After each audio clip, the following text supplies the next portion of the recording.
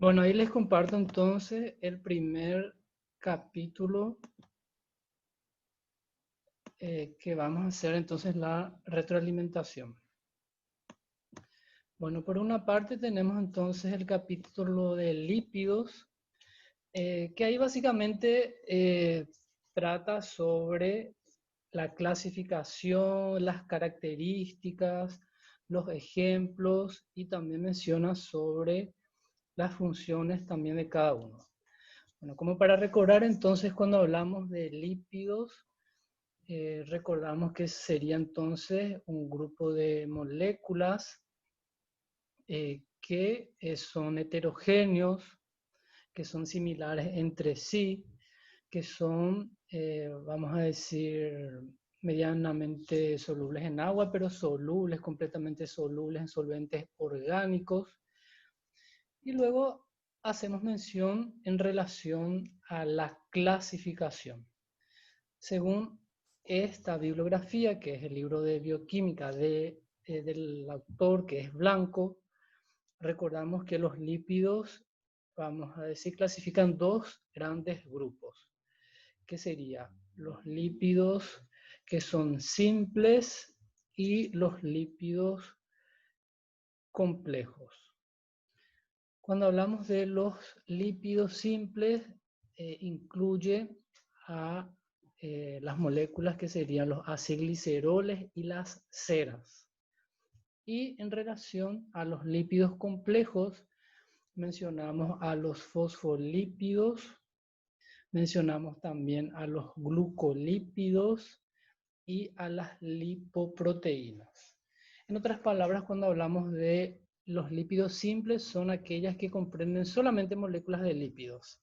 Y cuando hablamos de lípidos complejos, serían moléculas de lípidos asociados a otro tipo de moléculas, que puede ser proteínas, puede ser hidratos de carbono también.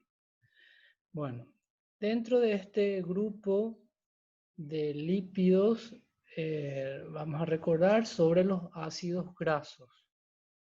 Cuando hablamos de los ácidos grasos, serían aquellas moléculas que pueden ser ácidos grasos saturados e insaturados. Los saturados tienen la característica que presentan enlaces simples y los insaturados pueden presentar enlaces dobles entre sus átomos. Bueno, acá tenemos una lista de ácidos grasos que son comunes en la naturaleza. Entonces acá tenemos lo que sería, especifica bien, los ácidos grasos saturados, los hidroxiácidos saturados y ácidos grasos insaturados. Ahí más que nada importa cuáles son, o sea, saber la lista, conocer también el número de carbonos que presentan esas moléculas y no entrar mucho en lo que sería la fórmula química. Más que nada saber los nombres, los números de carbono, que sería lo más importante. Y puede ser algunos detalles sobre punto de fusión también. Vamos a recordar entonces dentro de esta lista algunos de ellos. Bueno, para recordar es la tabla 5.1 de la página 80. Bueno, en relación a los ácidos grasos saturados, recordamos algunos como el ácido butírico, que tiene 4 carbonos, el ácido cáprico con 10 átomos de carbono, el ácido palmítico con 16 átomos de carbono, el ácido araquídico con 20 átomos de carbono, y eso sería algunos de este grupo. En el grupo de hidroxiácidos saturados encontramos el ácido cerebrónico, que tiene 24 átomos de carbono. En el otro grupo, que serían los ácidos grasos insaturados, tenemos el ácido nervónico con 24 átomos de carbono, linoleico con 18 átomos de carbono, linolénico que también presenta 18 átomos de carbono. Y otros ejemplos más que tenemos en la tabla.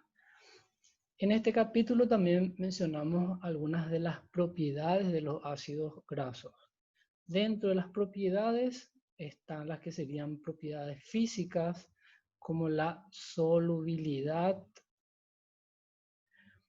Tenemos en cuenta también el punto de fusión y el punto de ebullición.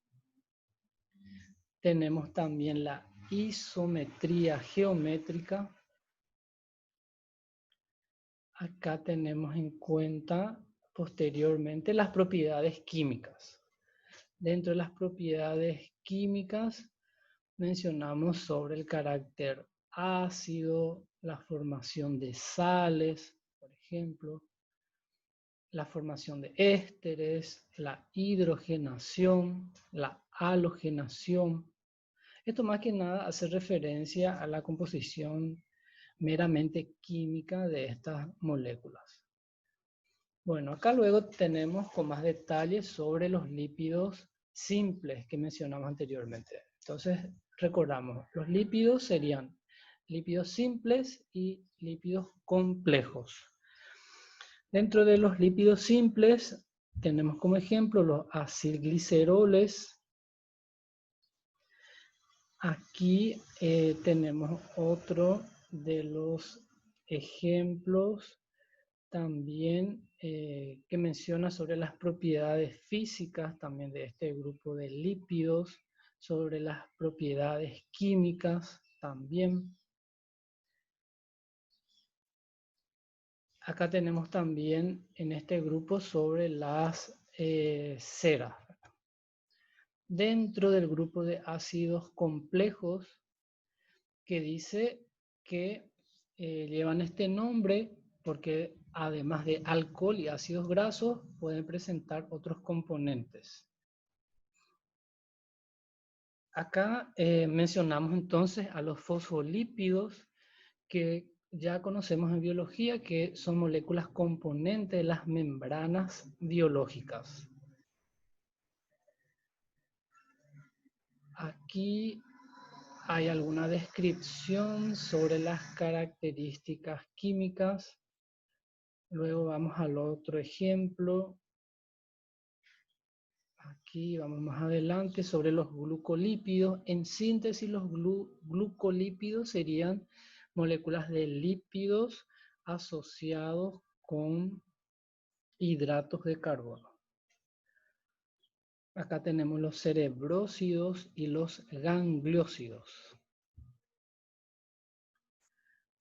Cuando hablamos de los cerebrósidos son compuestos neutros. Cuando hablamos de los gangliósidos, básicamente tienen una estructura similar a los cerebrósidos. El otro ejemplo sería el de las lipoproteínas, o sea, moléculas de lípidos asociados a moléculas de proteínas.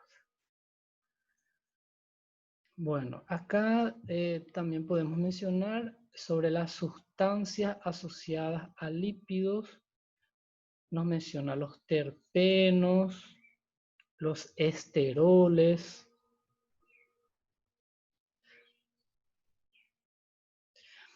Y con eso básicamente completamos sobre lo que sería entonces algunas de las características físicas y químicas y, como se dan cuenta, menciona sobre la clasificación.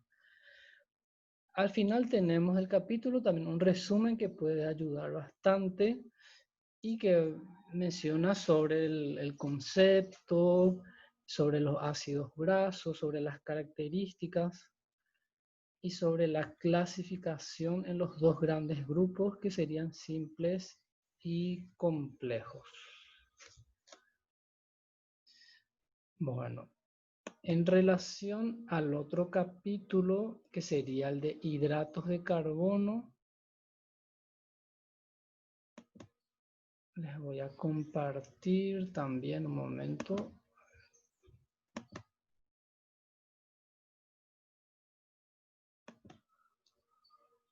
A ver.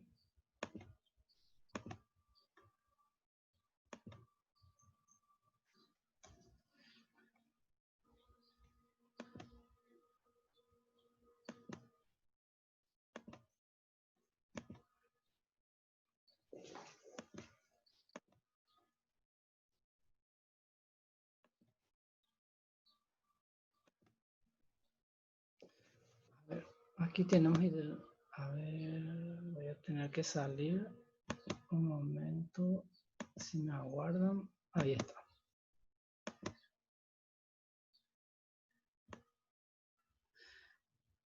Bueno, acá tenemos entonces el otro contenido, el otro capítulo sobre hidratos de carbono. Como para recordar, son entonces moléculas orgánicas que presentan átomos de carbono, hidrógeno y oxígeno, que también son llamados glúcidos. Y luego hacemos ya mención sobre la clasificación. En relación a la clasificación, es algo similar a la clasificación que manejamos en biología con el libro de Solomon.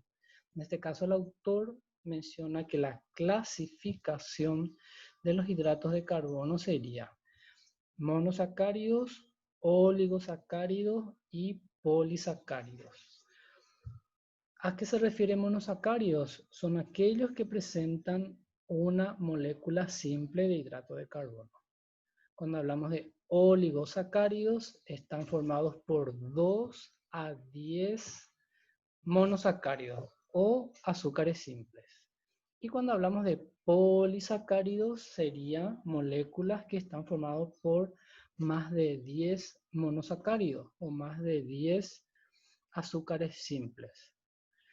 Bueno, en relación entonces a los monosacáridos, mencionamos que incluyen a lo que sería polihidroxialdehídos y polihidroxiacetonas. Recordamos que esto hace mención al grupo funcional aldehídos. Entonces, son aldehídos cuando el grupo, hace referencia al grupo funcional carbonilo, a la ubicación del grupo carbonilo. Entonces, decimos aldehídos cuando el grupo funcional carbonilo se encuentra en el extremo. Si hablamos de cetona, sería que el grupo funcional carbonilo se encuentra en una posición intermedia, o sea, no está en el extremo. Tenemos algunos ejemplos también. Aquí les voy mostrando. La glucosa, que sería uno de los monosacáridos de interés en bioquímica humana. La glucosa, que también es llamada dextrosa, que se encuentra en frutos, también en la sangre. También se integra formando disacáridos, entre ellos va a ser la sacarosa y lactosa. Bueno, sabemos que la glucosa sería la principal molécula energética de las células, de ahí su importancia en la bioquímica humana. Otro de los ejemplos de monosacáridos tenemos la galactosa, que va a formar el disacárido lactosa, azúcar de la leche. Otro de los ejemplos sería la manosa, que es una aldohexosa integrante de oligosacáridos asociados a glicoproteínas en animales. La fructosa sería otro de los ejemplos de monosacáridos que también recibe el nombre de levulosa, que sería una cetoxosa. Bueno, cuando hablamos de monosacáridos están entonces las pentosas, que tienen 5 átomos de carbono. Entre ellos mencionamos entonces la ribosa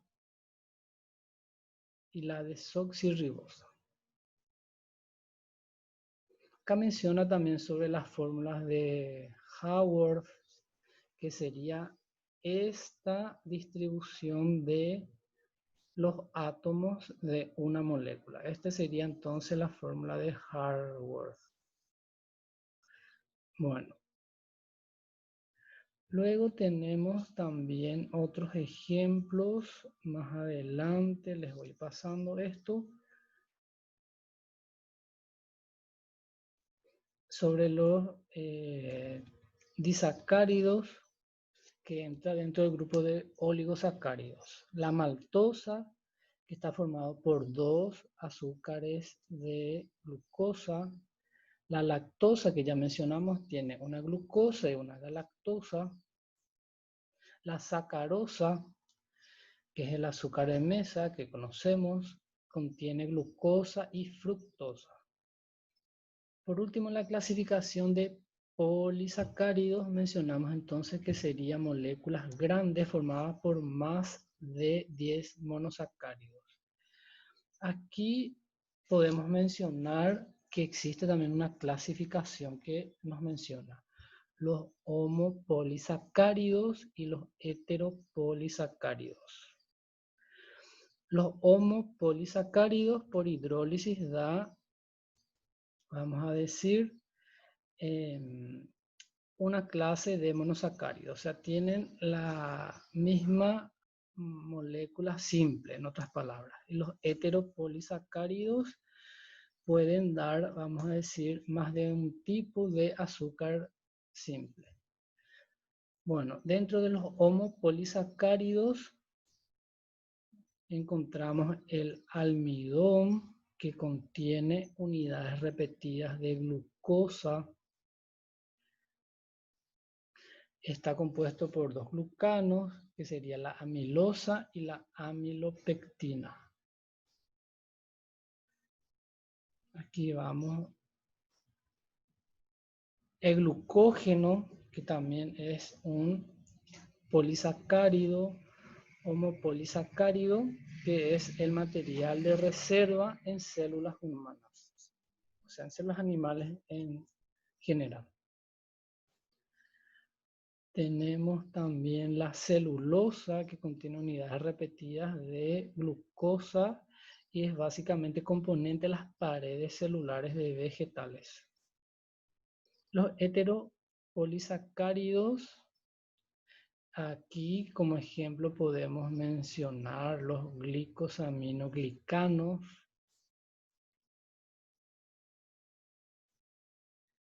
Acá tenemos algunos ejemplos como la heparina, condroitinsulfato.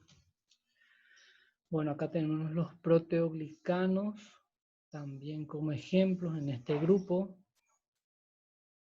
Los peptidoglucanos, las glicoproteínas también.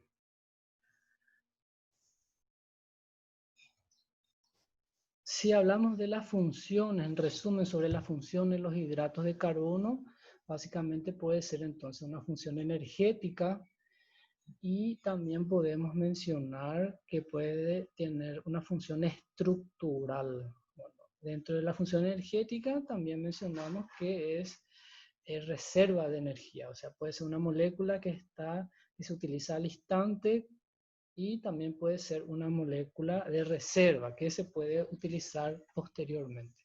Dentro de los lípidos que mencionamos anteriormente, también sabemos que tiene una función energética y también tiene una función estructural.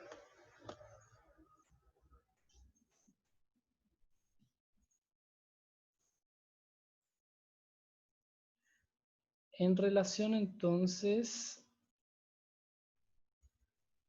a los dos contenidos, hidratos de carbono y de lípidos, entonces resumimos de esta manera la retroalimentación.